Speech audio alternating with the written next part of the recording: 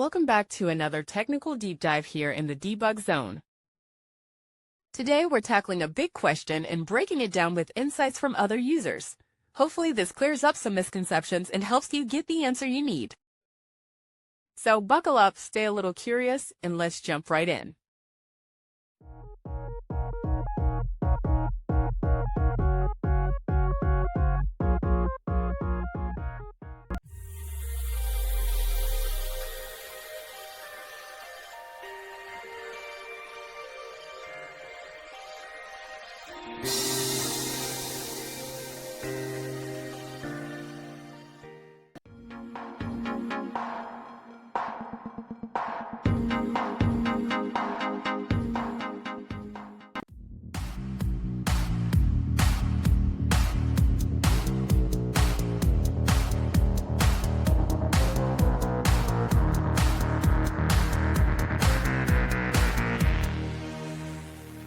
And that's a wrap.